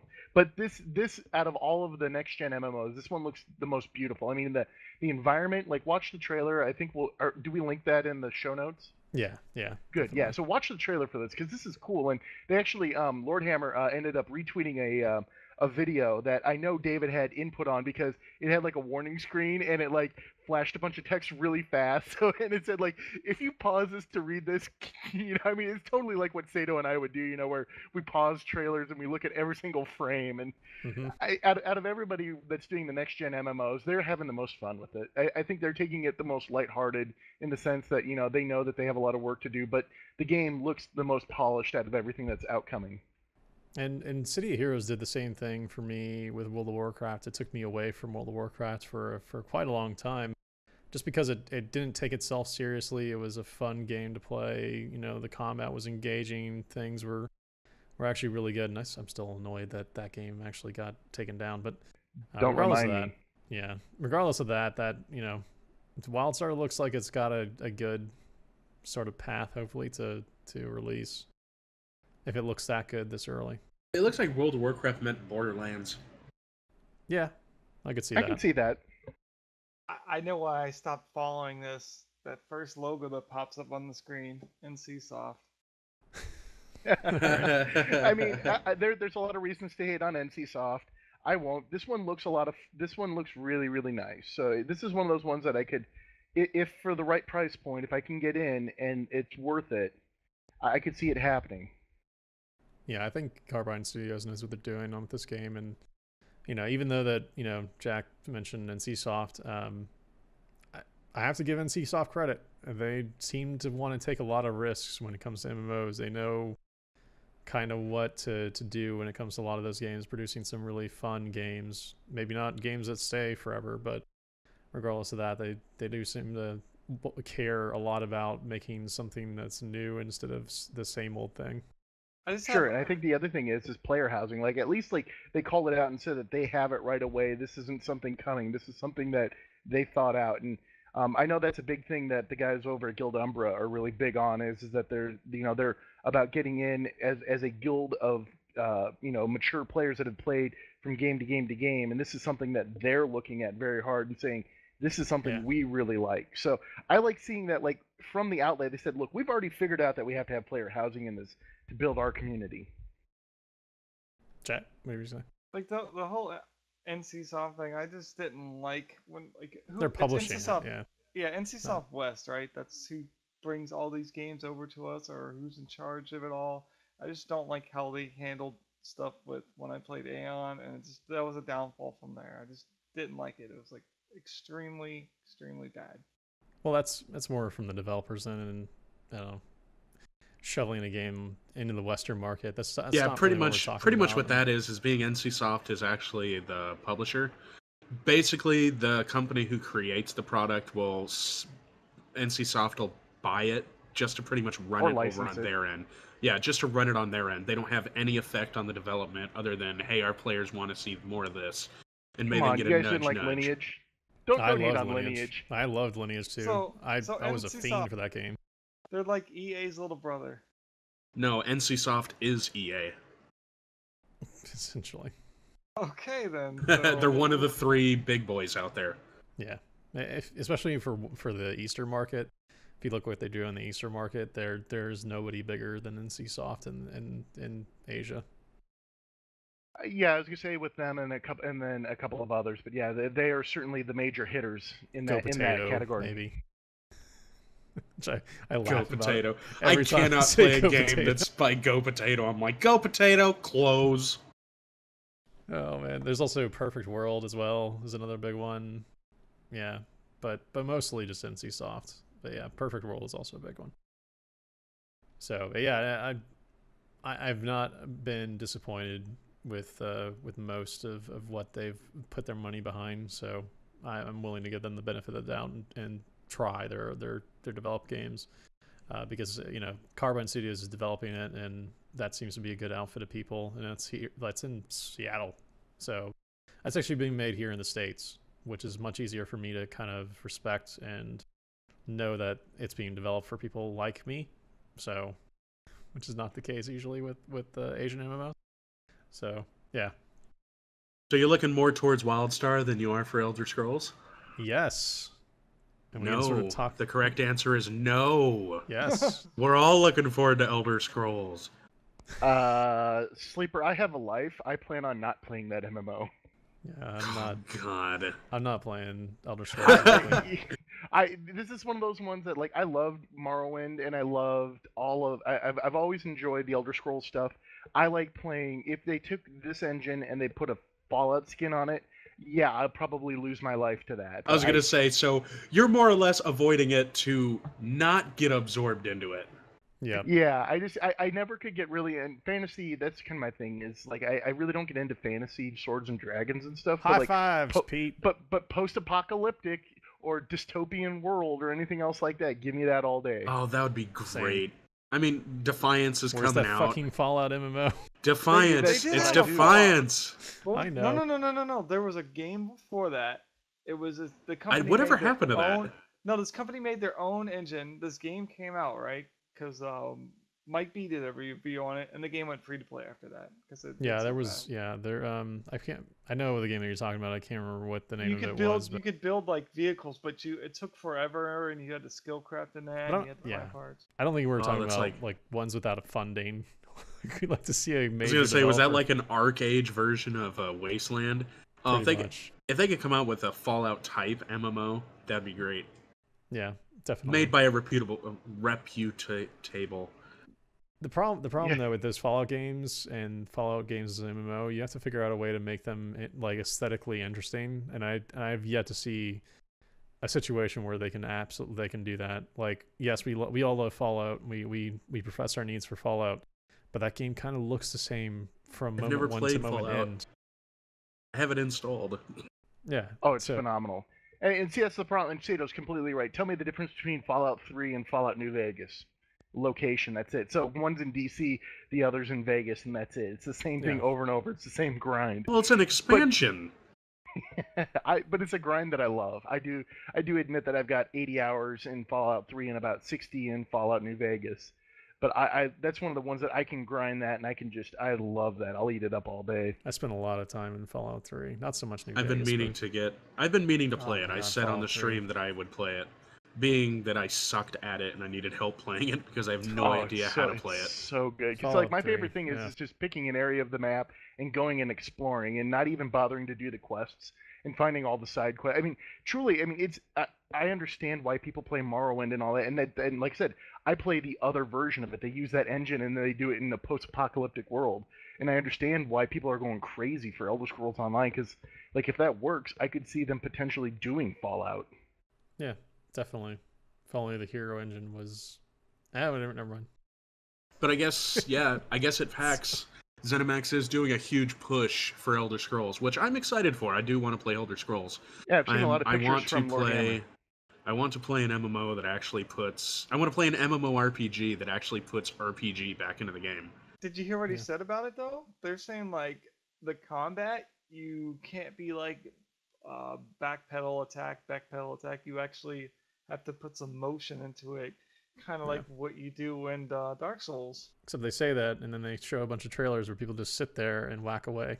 Well, see, you run into a problem with the coding, and hello, kitty's back in here. I Kitty, need to go hi, find cat. it and take it the fuck out of the room. but no, let's backpedal just for a second, just real quick. Talking, yeah. Good Sure, I'm transition. gonna go find it. Real quick, there's been a big PR blitz as of late. Obviously, they're at PAX. They've been doing that, but even before PAX, for people who don't know, they've been doing a PR thing where they apparently invited a bunch of press outlets to go play the game. So a couple outlets like Massively, GameSpot, and a few others have a bunch of other impressions and kind of things to talk about this new title. So there's been quite a bit of that, and they obviously have it on hand at PAX East. So Hype Level seems to be so far coming out of it pretty impressed. Like overall impressions seem to be good. But you could say the same thing about someone else, but that didn't go very well. Anyways. Moving on. Yeah, so people are just kind of excited about it. Seems like it's doing pretty well. There's been updates to the UI, more other faction added, like Jack mentioned. Devs are showing a good progression to the game. Seems to be on track. Seems to be slowly but surely coming out at some point. They've even talked about beta coming out relatively soon. They're trying to figure out when the time is right for that. They haven't sent out any sort of public beta invites yet, but regardless of that, they're sort of trying to figure out when's the right time for their closed access beta. So that thing that you applied to is going to be hopefully of use sometime very soon. How does everyone feel about this? Do you feel like, is this what we want to see them doing? Are they not doing what we want to see them do? How do y'all feel about this? I missed it. Sorry, the cat is now out of my room. Well, how do you feel about Elder Scrolls Sleeper Online? What do you mean? How do I feel about it? What do you feel about what you're seeing currently about the game? Well, I think we haven't really seen crap. I don't know. I just hope that they can actually develop a game that's an MMO that is Elder Scrolls, and it's what we know Elder Scrolls as being. I mean, as random as that sounds, I don't want super instant servers, and as Jack was saying, that imagine the combat as chivalry, which is basically hack and slash and the basic Elder Scrolls that we know. I don't see that happening in a large-scale game. Yeah. But if they can pull it off, I mean, that would be awesome. I'd like to play a game where you can build your own class again, but at the same time retain your RPG aspect. I have to say, after playing Dark Souls, Skyrim ain't got nothing on the combat. I'm sorry. I am wholly unimpressed, especially after playing a bunch of Dark Souls and other games out there that do a lot more with the combat. So I hope that they're doing something interesting. Skyrim did come out with a legendary patch. So have you tried that yet? Yeah. Oh, you did try it. Yeah. Fibber. No, I haven't tried it. I'm not really a fan of the current combat system in those games, and hopefully they'll be able to do something different with the Elder Scrolls Online. But at Tell this us how point, you I don't really really, feel I about don't really feel. the art animations. Tell us how you Screw it, really Dark feel. Souls Okay. MMO coming out instead Yeah, of Elder Scrolls. Seriously. All right, so yeah, something that I've been sort of seeing with a lot of these trailers as of recently, even the most current ones that have been out there, has been the animations and the way that they just look off is the best way I can describe them. They look just terrible. Run animations look awful. Attacking animations look terrible. The overall art style just seems weird. There's like this weird bloom to it that reminds me almost of Oblivion, but it's just it's weird. It's just awful. Doesn't look good. Well, on a scale from Tor to 10, what would it rate on? I'm undecided at this point. I'm not really liking what I'm seeing as far as the art style is concerned and how that stuff actually animates. So I'm a little cautious on this one, is where I'm at. So like a 4 or 5. They're saying all the right things about like combat and about the factions and how PvP is going to work. They're saying all the right things there. However, the animations and all that stuff and just the way that the game looks and feels from a world sense just throws, like, it is the worst thing as far as I'm concerned. Like, I don't want to, like, I wish the combat was replaced, or the way that the game looks was replaced by something else. I don't really feel like I like the way that the game actually looks or feels. I don't know. Maybe that'll change. It changed a lot with, other games that we've recently played before release. So, yeah. Yeah. Yeah. Sorry, I'm trying to type out accessible in chat so I can keep involved with chat. Mm-hmm. Which, by the way, we do appreciate everyone being involved in chat as well. So basically, down the line, you're not looking forward to Elder Scrolls anymore. No, not. I mean, well, I wouldn't say that. I'm cautiously optimistic about how that game will end up being, later in its lifespan. I think that it's got a good team there. I think it hopefully will pull itself out of the sort of. I described it to Jack before this point, but right now the animations look like it was designed for a teenager. Like none of the animation, like nothing about it screams to me the like typical, very, very old school, appeals to more mature people kind of game. And right now everything about from the animation to the way that it looks feels very childish and like early teens to me. That's the best way I can sort of explain to it. So yeah, I'm hopeful that it'll change going forward, but yeah, not really expecting it to.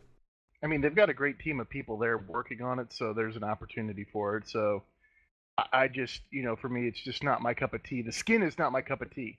If they fix that, I'd be all over it. Yeah, and the other thing is, we have a lot of people that we know on that team between myself and Pete, and we don't want to see that game fail. I'm sure between the both of us, we don't want to see another situation where we see a lot of our friends out of work. So hopefully it doesn't end up succeeding. Trying to say that they're not my friends either? That's what I got out of that conversation. Yeah, we don't have any friends I here. didn't say that. You didn't say that. it. All right, fine. Yeah, say to the Fuck them. The whole artwork in Endorsed it, by me. Sleeper, you've seen the artwork of the game, right? Like, as you're going through the world. For what? Dark Souls. You want Elder that Dark Scrolls or MMO now. Wildstar? Yeah, Elder Scrolls. Just Dark Souls. Well, you can't really go off concepts and everything anymore. I mean, I've seen enough Elder Scrolls concept Well, to know. just like the screens of like them running through instances and showing the cities and stuff. I kind of got like how the feel of the environment was, kind of like a Rift and Warhammer feel to it, and I liked how those games were great. Shut up, Sato. Warhammer was fucking fun. So was Rift, but Warhammer they both was fun, fucked up the end game. End game, and Rift's doing good. It's on its 2 years, still going strong. I just didn't like the PvP when they nerfed my class and I didn't like Maybe. everything about that game. Well, you're very picky. Animations, like the combat felt swimmy. You didn't like and the random events, dude? That was one of the unresponsive. most fun. Is when you encountered an event and But shit that was just like the happened. best Random way to events were level good. because you didn't have to just do quests or do PvP. You can like, I'm gonna go, and money wasn't a problem in that game. Go figure. You could actually play the game and get money, unlike any MMO right now. You have to grind for it. I like the random events, but I had seen that before in like Warhammer and other games, so that wasn't surprising to me when it came out, as it was to most others. So I don't know. Well, in my opinion, when it comes to looking forward to new MMOs, I'm not really looking forward to any of them. I'll maintain a close watch, but as getting overhyped, we've all had our ass handed to us by the overhyped train, not gonna mention game. Yeah. And that pretty much killed it for me for all MMOs.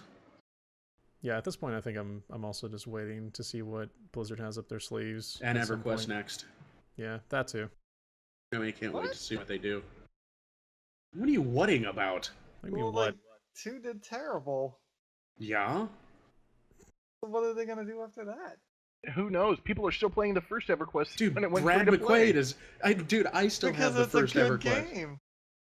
And thanks to Sleeper, he helped get my account back with like 7 expansions, 8 expansions on it. Probably more than Yeah. that, 15. You I mean don't me know. calling them? Yeah. Well, let's just say this: they had SOE had that weird transitionary period from SWG, and they went into EverQuest 2, and that game was weird from a just overall sense.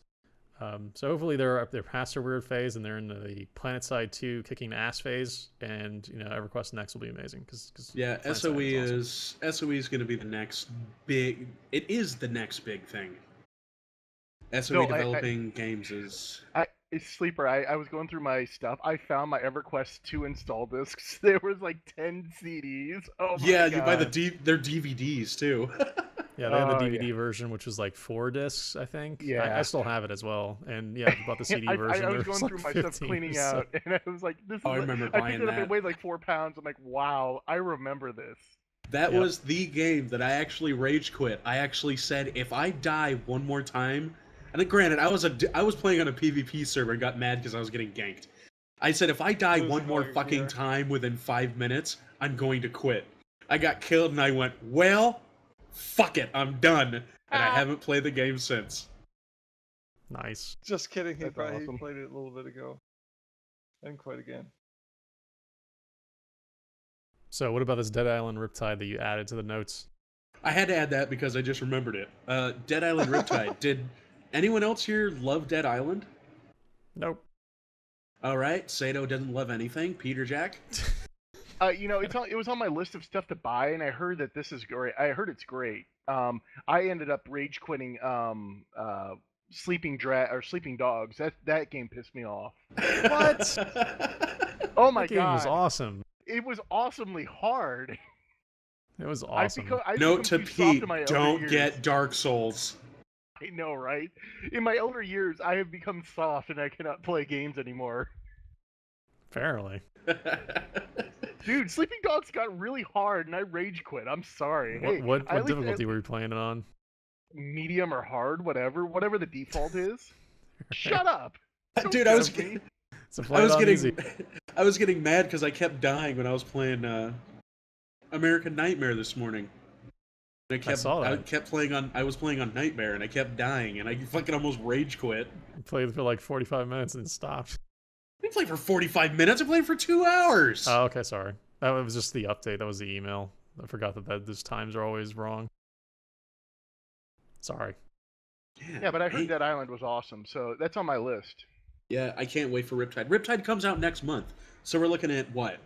We got BioShock coming out next week, and then next month we have Dead Island, and then May we have Grand Theft Auto. Oh no, Grand Theft Auto got pushed to August or September.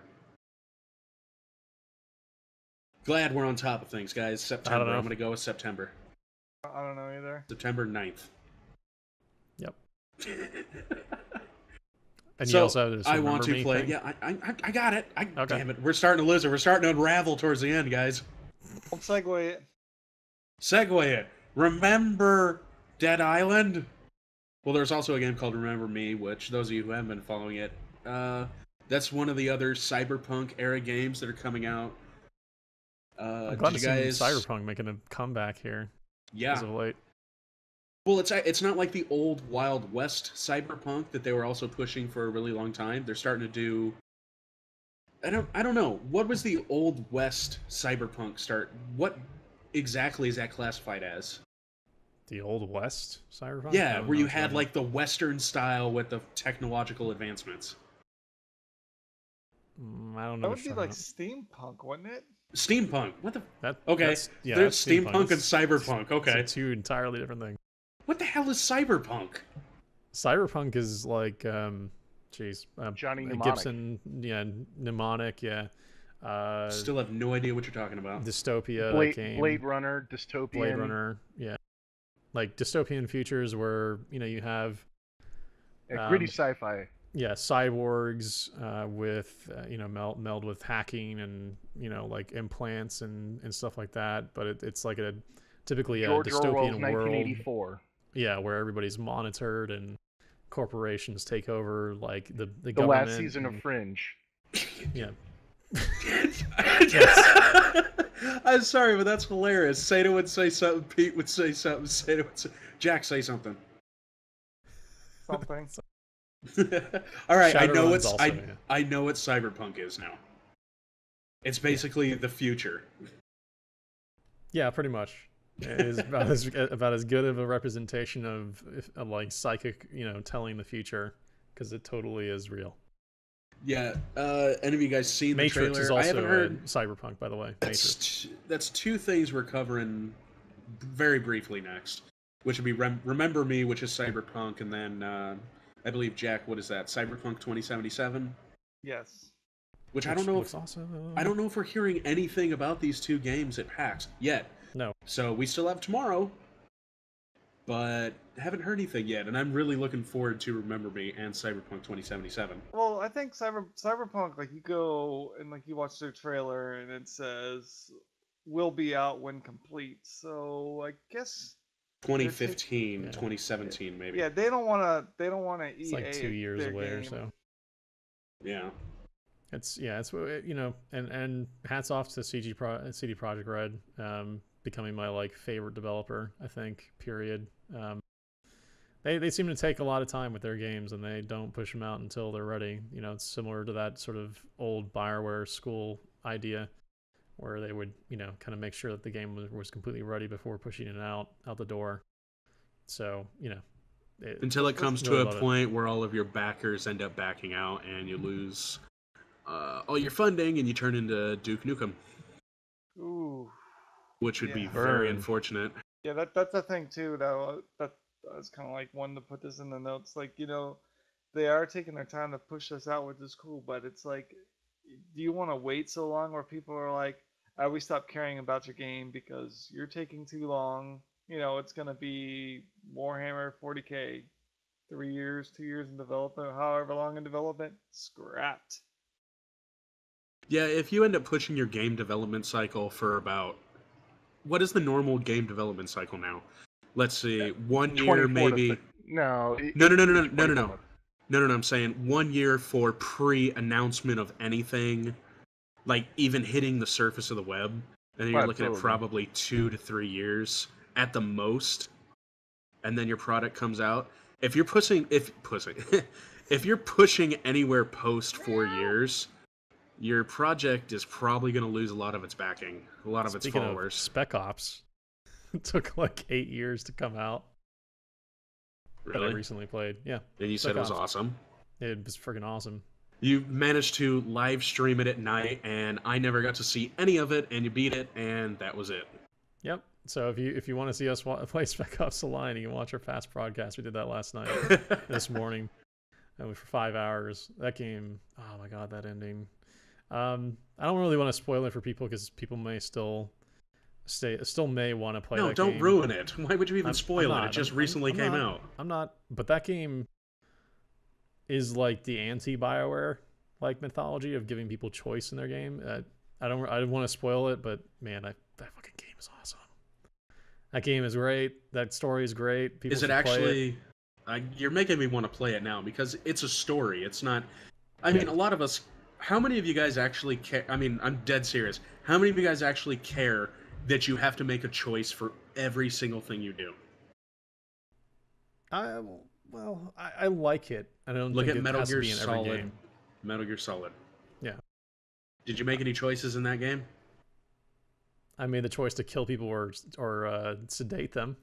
Actually, in the third one you Sedated have them to, instead. because if you kill too many people, you gotta Yeah. walk through that river Ah, forever. you're spoiling.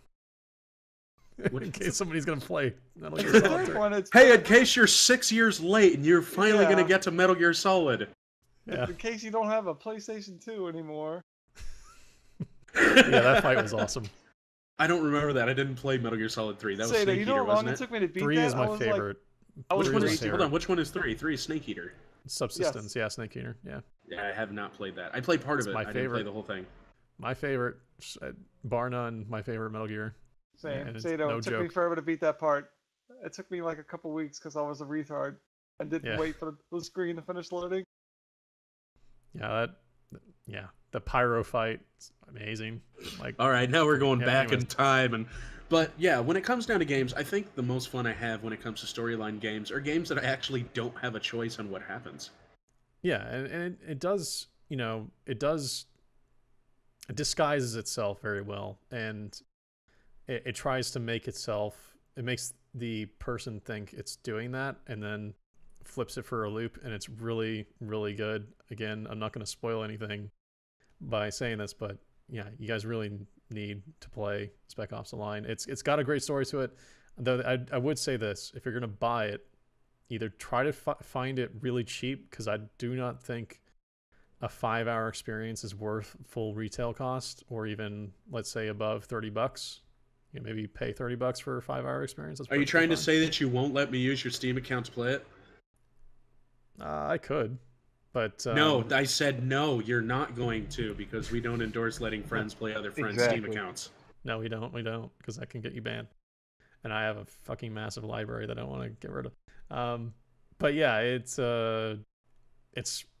worth playing. It's really good.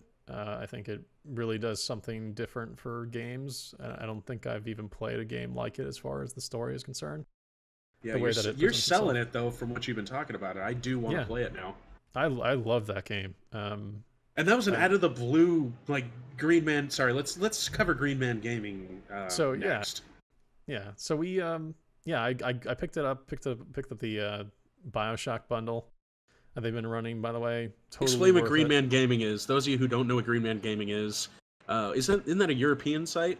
It's a European site, so if you purchase things from it, you'll probably pay like some international fee or whatever that you might have to pay through your card company or whatever. But But yeah, they run it's- so many damn percent deals on it. Like you can Yeah. get 20% off. They've released products where you get 40% off of Yeah. the product before it comes out.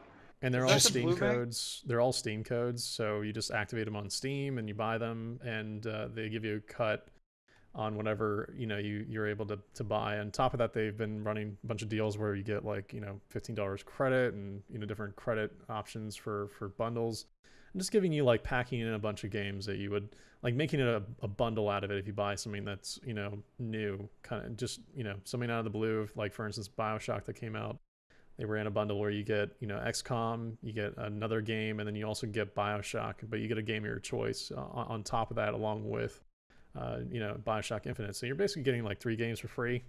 And I bought it off of Steam, and I got 2 games. Granted, Steam is a very good place to go to, but at the same time, Yeah. I was actually thinking about visiting Green Man Gaming to find a deal, and I decided not to. I just went to Steam. But I think I'm going to start going to Green Man, just because every time I hear they have deals out of the ass. Yeah, they also packaged in like a $15 credit on top of it. So I got 3 free games along with the BioShock Infinite, and also the $15 credit, which I then used that credit towards the season pass, which basically made it almost free. Did you get the season pass? Yeah, I got the season pass with the credit. Oh, son of a bitch! I didn't know you got it. Yeah, so, and because it was basically free at that point, almost free. It was like $3 or $4, I can't remember. But yeah, with the credit, that is. So yeah, they have a great deal going on right now for Bioshock Infinite. It's worth doing, and we're not paid by Green Man Gaming to say this or anything like that, but I haven't had any problems with them in the past. And it's similar to like those CD key houses where they sell you a key and you activate it in Steam, and that's pretty much it. Green Man Gaming, is that like the Blue Man Group's alternate job? Yeah, that's what they do. That's what they do when they're on. Yeah. Where's my rim shot? The only thing about them that I don't necessarily enjoy is that they're usually pretty slow at delivering your CD key to you. So typically when it's a pre-order, you might have to wait a couple days before, instead of getting it like instantly on Steam. It takes like a couple days typically before they release the game. But they'll always get you the key before the actual pre-release stuff actually happens, so that you can preload. But they're a little slow on that stuff. But the advantage is that you get a great deal out of it. So. But yeah, it's a great deal. People should check it out. I've saved quite a bit of money on top of that. They've also been running a bunch of like % off deals, like 25%, sometimes even 30 or 40 off of any title on their library that you can use as a code, which is awesome when Steam isn't running like amazing deal.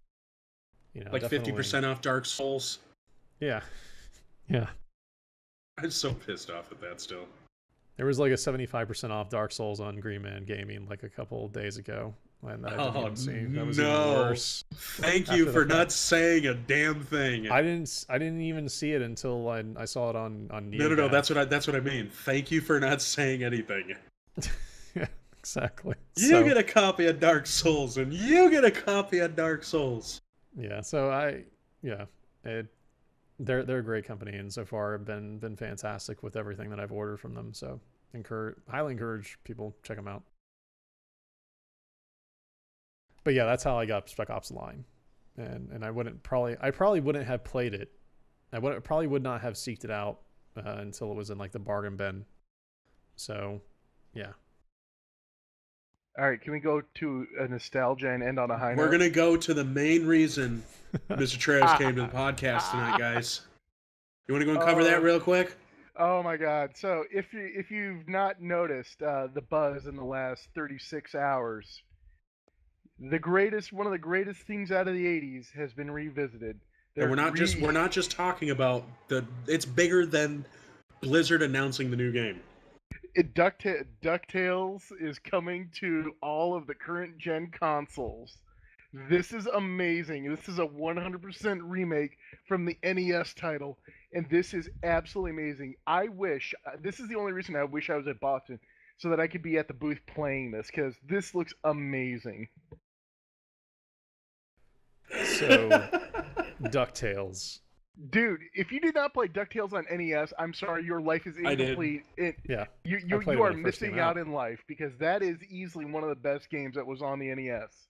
I still can recall the moon theme from memory without even having to really even think about it. It's just it's there in my memory, ready to recall. Weren't you like you were Scrooge McDuck and you could bounce around on his cane, right? Yes, he did, and that's it. Watch the trailer; it's amazing. Yeah, and we're gonna get to it, Sonata, but yeah, they actually got all of the people that did the voice acting in the '80s to come back, including the guy that's Scrooge McDuck. I'm playing the music, by the way, on the stream. He's like 90 years old, and he's doing Scrooge. You're playing the theme song. Yeah, right so now. Everyone knows. If you don't know it, you know what it is. Come on, the trailer puts a sing-along. Yep. It's really great, though. Yeah, that entire game is fantastic. Really, really, really great. It is one of my favorite games ever made. Like Pete, I remember it all too well, playing that game. That's an indie title I can get behind. Except it's not an indie title. It's from Capcom. And, right? And it's Capcom Unity, so it's using the Unity engine. So, and one of the comments, and I couldn't find it, and I'll try to find it for the notes so we can link it. But there's a joke that it's like, if this does well, there's a slew of other Disney games that they should do, including Chip and Dale. I would love to see Chip and Dale Rescue Rangers redone as well. That was an amazing remake game. Aladdin. Well, that's on the list. That's on the list too. I remember Aladdin on SNES. Genesis version was the best. Well, I played the Genesis version, but I had a friend that had the SNES version. That was the best one. No, Genesis version was the best one. I'm sorry. Now we're gonna go back to like Dude, that Lion, Genesis does was that what Lion King NES game was doesn't. hard as shit.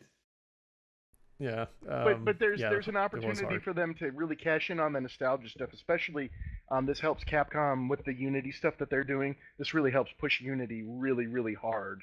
Yeah, And that there's a rapid development to this as well, that they could literally bang this stuff out and really pick up on the nostalgia crowd. would you say it's agile I'd say it's as agile as it gets. for developers out there? Wouldn't let it. Everybody else, it will go over their heads. It's fine. Sorry. Look at Jager calling you out in chat. Where's Sega now? Is it agile or waterfall, Pete? Which one would you say? Agile? Agile? It's agile. Agile is the way Okay. corporate America runs these days. Yeah, not waterfall. Down with waterfall. Anyways, sorry, we sidetracked. Yeah, it's interesting. I think the one thing that about this that makes me a little bit less excited than I would otherwise be is that it's the remaster version, and I kind of want the normal DuckTales because I'm not sure I care very much for the way that it currently looks. I don't know if I just need to see more of it going forward than that current trailer, but I just I want to see, maybe a way and the options for me to be able to, change the way that it you want to looks switch it the back old over to version. 8-bit? Yeah. Or maybe a high-res version of it. Yeah. Yeah, so I forgot what I was going to say. This is great podcasting material, by the way. Yeah, so basically So- the only thing we want to know is So what do you want us to play? what Right. do you guys want us to play? I mean, so far we've been picking Dark Souls, and I played Alan Wake this morning, and we also have Dishonored. We have many, many games. We want to know what you guys want to see. What's coming up? We already got BioShock. Mainly, what do you guys want us to play? Old games, new games. Suggestions go a mile, guys. And We are looking for suggestions. we would say what have we been playing, but I think that can run down in like a single word, single title. No, we're not. We're not listening to We're not Ink. gonna... Exactly. Yeah, I don't know. DuckTales is already on the list. Yeah, DuckTales is already on the list. Got that one down. We're going to be playing some BioShock. That'll be on Tuesday, so look for that then when that comes out. Maybe even Tuesday night if it actually comes out at midnight. Not sure if it does or not. I think Steam might actually delay that until 11 a.m. like they normally do. Hey, make sure y'all tweet me so I know how it is.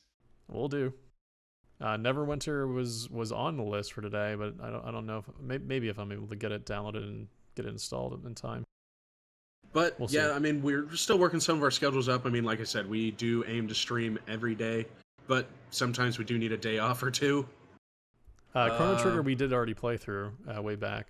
We actually did go through that entire game on the stream way back. Although I may revisit that. I don't know. I was gonna say we can actually probably work out maybe a retro day every once in a while. Yeah, definitely. But like I said, we do take suggestions. Either comment on the website or send us a Twitter message or an email. We do take all of those. Any and all. Any and all, just like Sato. Wait. Sorry. That's what happens when you're reading something and you look over and you just speak. Yeah. Awesome knots, yeah. Yeah, well, But- I was gonna say, and then the Final Fantasy 10 and 10 2, those are coming out soon. I'm excited for that. The Yeah. remakes. Yeah, definitely. Final Fantasy VII Remake, which they're still not doing. Yeah, wanna they'll never do that. I That wanna would see make too much Sleeper. sense. That would make too much money for everybody involved. Why would you do that? Yeah, they're not going to do it until Ugh. they get a new console out and when they're ready. And they release a tech demo for it? Yeah. Yeah. Sato, I think you can agree with this. We want to see Sleeper play the Kerbal Space. What is it called again? Kerbal Space Program, totally. Yes, we want to see Sleeper play this. Oh, Yes. I called Sleeper out and I told him I wanted him to play. I wanted him to stream some Daikatana. Yeah, that too. Oh man. What's the that game? Kerbal Space? Dude, seriously, I'm so bad at... I'm not terrible. Like, This is I'm why we bad at want you to math, but... play it. You do have to use quite a bit of math and you have to know how physics work to kind of be good at that game. If It's you don't. $23. No, I want him to play Daikatana because I want to game. see the frogs kill him and I want to see him rage Oh quit. man, that game. I played it on the N64. Is how I played that game originally. Oh my god. The Oh, I played N64 it on PC. I about put my fist through a CRT monitor. Yeah, but at least you didn't have to worry about like the sticks and those yellow buttons to look up. That shit was awful. Oh, that was horrible. Daikatana looks fucking awesome. Not gonna lie. That looked like Shut a The really up. cool game. They Shut really up. did make you their Shut bitch up by now. going to the register and buying it. Oh man. No. No way, no. Dude, I want to buy Kerbal Space Program, but I think it's going to be the point where I absolutely cannot play it, and I will just get frustrated feeling I get just wasted $23. Cities XL has come up quite a bit. Might actually pick that up at some point. Super Meat Boy we've been playing. We played that quite a bit in the past. We had some fun with that before. I got drunk on the stream and played that. That was fun. And raged and raged and raged. It Oh, was the a lot. Thief games. I'd love to revisit those. Yeah. Thief is an amazing series. Yeah. Not so much 1, but 2 and 3.